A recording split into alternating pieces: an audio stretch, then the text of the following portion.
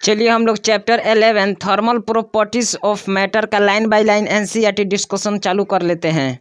सबसे पहले बताइए इस चैप्टर में कितने टॉपिक्स पढ़ने हैं। जी बिल्कुल, इस चैप्टर में 10 टॉपिक्स पढ़ने हैं। 11.1 इंट्रोडक्शन, 11.2 बोलिए।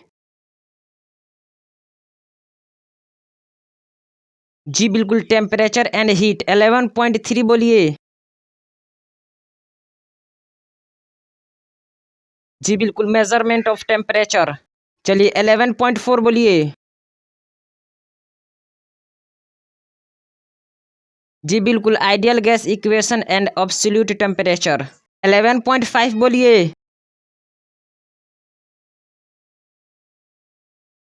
जी बिल्कुल, थर्मल एक्सपांसन। 11.6 बोलिए। जी बिल्कुल, स्पेसिफिक हीट कैपेसिटी। 11.7 बोलिए।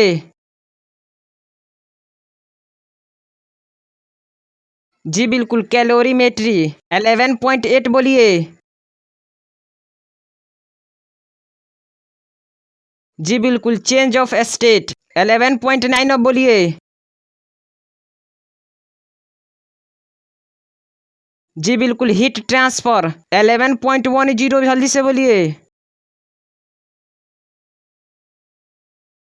जी बिल्कुल, न्यूटन्स लॉ ऑफ कूलिंग। उसके बाद चैप्टर के समरी, उसके बाद पॉइंट्स टू रिमेंबर, या फिर इसमें पॉइंट्स टू पोंडर करके दिया है। उसके बाद एक्सरसाइज, उसके बाद एडिशनल एक्सरसाइज। जल्दी से रिवाइज कीजिए 11.1 चैप्टर की इंट्रोडक्शन को। We all have common sense notation of heat and temperature. बताइए कौन मेजर है हॉटनेस ऑफ ए बॉडी का। जी बिल्कुल, temperature is a measure of hotness of a body. A kettle with boiling water is hotter then a box containing ice. In physics, we need to define the notion of heat, temperature, etc. more carefully. इस chapter में आप पढ़ेंगे या फिर learn करेंगे what heat is and how it is measured and study the various processes by which heat flows from one body to another body. Along the way, you will find out why blacksmiths heat the iron rings before fitting on the rim of a wooden wheel of a horse cart, and why the wind at the beach often reverses direction after the sun goes down. You will also learn what happens when water boils or freezes, and its temperature does not change during these processes, even though a great deal of heat is flowing into or out of it.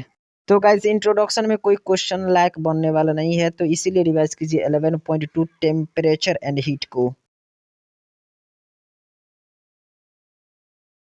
We can begin a study thermal property of matter with definition of temperature and heat.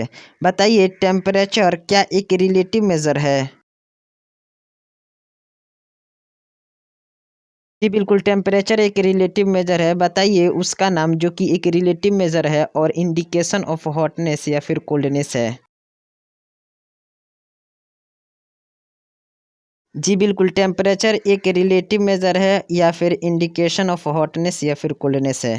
एक hot अनटेंसिल को कहा जाता है कि यह high temperature पर है, और एक आइस क्यूब को कहा जाता है कि यह लो टेम्परेचर पर है। कोई ऑब्जेक्ट जब हायर टेम्परेचर पर होता है देन अनदर ऑब्जेक्ट, तब यह कहा जाता है कि वह ऑब्जेक्ट हॉटर है। Note that hot and cold are relative terms like tall and short. We can perceive temperatures by touch. However, this temperature sense is somewhat unreliable and its range is too limited to be useful for scientific process. क्या मैं यह line of NCERT सही बोला हूँ? जितना देर reading किया हूँ क्या मैं वो सही बोला हूँ? हम लोग ये अपने एक्सपीरियंस से यह पता कर सकते हैं कि a glass of ice cold water left on a table on a hot summer day eventually warms up, जबकि एक cup of hot tea on the same table cools down. As पर नेक्स्ट लाइन ऑफ एनसीईआरटी से जवाब दीजिए, इसका क्या मतलब है। जी बिल्कुल, इसका मतलब यह हुआ कि when the temperature of body ice cold water और hot tea in this case and its surrounding medium are different, heat transfer takes place between the system and the surrounding medium until the body and the surrounding medium are not the same temperature.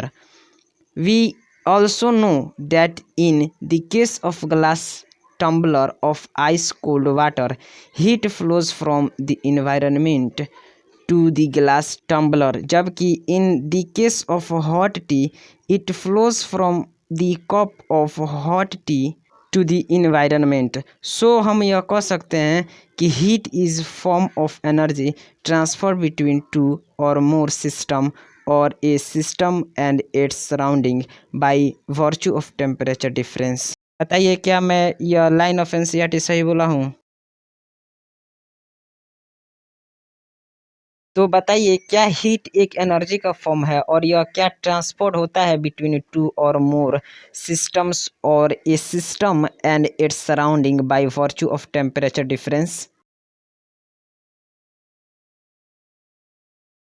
जी बिल्कुल, heat एक form of energy है जो कि transferred होता है between two or more systems or a system and its surrounding by virtue of temperature difference. बताइए इसका SI unit क्या है हीट एनर्जी का। हीट एनर्जी ट्रांसपोर्ट का एसआई यूनिट बोलिए। जी बिल्कुल, the SI unit of heat energy transport is expressed in joule. SI unit बताइए टेम्परेचर का।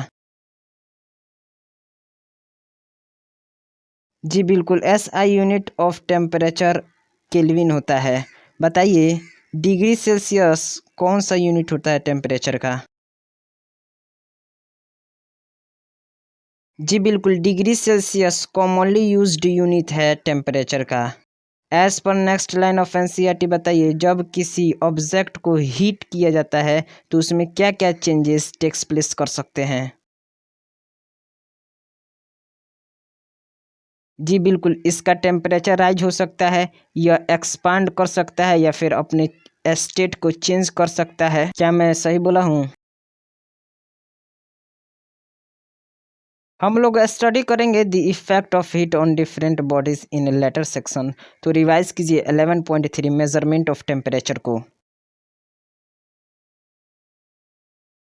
क्या टेम्परेचर का मेजर ऑब्टेन किया जा सकता है बाय यूजिंग अ थर्मोमीटर।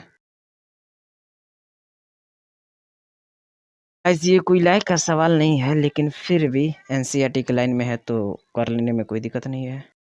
जी बिल्कुल, a measure of temperature is obtained using a thermometer. बहुत सारे फिजिकल प्रॉपर्टीज मटेरियल्स का चेंज हो जाता है सफिशिएंटली विद टेम्परेचर। इन्हीं प्रॉपर्टीज में से कुछ प्रॉपर्टीज का यूज किया जाता है as the basis for constructing thermometer. As पर नेक्स्ट लाइन ऑफ एनसीईआरटी बताइए वो कौन कौन से प्रॉपर्टीज हैं जिनका यूज किया जाता है as the basis for constructing thermometers. जी बिल्कुल, the commonly used property is variation of volume of a liquid with temperature. Example के लिए in common liquid in gas thermometers mercury alcohol used होते हैं जिनका वॉल्यूम वेरीज करता है linearly with temperature over a wide range. क्या NCERT के इस बात से आप सहमत हैं। Thermometer are calibrated so that a numerical value may be assigned to a given temperature in an appropriate scale। बताइए किसी भी स्टैंडर्ड स्केल की डिफिनेशन के लिए कितना फिक्स्ड रेफरेंस पॉइंट की ज़रूरत होती है एज पर नेक्स्ट लाइन ऑफ एनसीईआरटी। जी बिल्कुल, for the definition of any standard scale two fixed reference points are needed.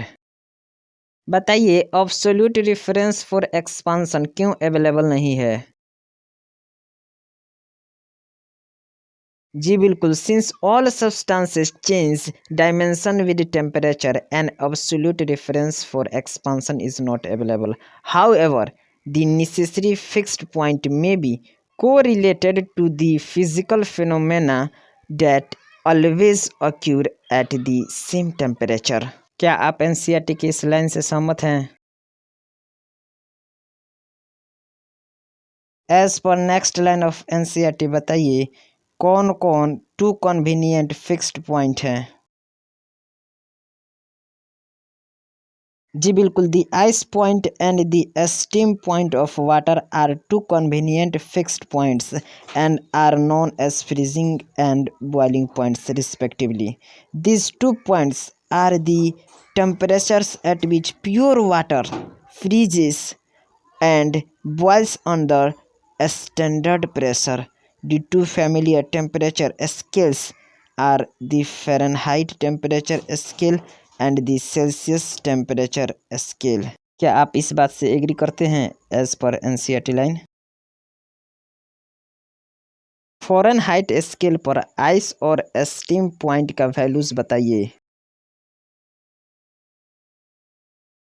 जी बिल्कुल, फ़ारेनहाइट स्केल पर आइस का 32 डिग्री फ़ारेनहाइट और स्टीम का 212 डिग्री फ़ारेनहाइट होता है वैल्यू। सेल्सियस स्केल पर आइस और स्टीम का वैल्यू कितना होता है? जी हाँ, 0 डिग्री सेल्सियस फॉर आइस और 100 डिग्री सेल्सियस फॉर स्टीम। बताइए फ़ारेनहाइट स्केल में कितने इक्वल इंटरवल्स होते हैं बिटवीन टू रेफरेंस पॉइंट्स और ऑन द सेल्सियस स्केल में कितने होते हैं? जी बिल्कुल, on the Fahrenheit scale there are 180 equal intervals between the reference points and on the Celsius scale there are 100। चलिए figure 11.1 a plot of Fahrenheit temperature TF versus Celsius temperature TC का mind capture कीजिए और फिर से इसको बिना देखे plot कीजिए। क्या a relation for converting between the two scales may be obtained from a graph of Fahrenheit temperature that is TF versus Celsius temperature that is TC in a straight line? तो इसका equation बोलिए। जी बिल्कुल, TF minus 32/180 is equals to TC by 100। इस equation को तब तक बोलिए जब तक कि आपको पूरा तरीके से याद ना हो जाए। चलिए यहाँ तक तो कोई सवाल बनने लायक नहीं था अच्छा वाला, लेकिन कुछ जो बना है उसको हमने पूछ लिया है। रिवाइज कीजिए 11.4 ideal gas equation and absolute temperature को मिलते हैं नेक्स्ट वीडियो में मात्र 10 सेकेंड के बाद। तो गाइज यदि इस डिस्कशन में मेरा मेहनत पसंद आया हो तो लाइक कीजिए, नहीं आया हो फिर भी लाइक कीजिए और शेयर कीजिए। सब्सक्राइब करना तो बिल्कुल भी ना भूलें। यदि आपको नहीं पसंद आया है तो इसमें मेरी क्या कसूर है गाइज, मैंने मेहनत किया है, प्लीज़ लाइक कर दो। एनसीईआरटी के लाइन से सवाल बनने वाला अच्छा रहेगा तभी ना हम आपसे पूछेंगे, कोई तो सवाल नहीं पूछ सकते हैं तो प्लीज़ लाइक कर दो।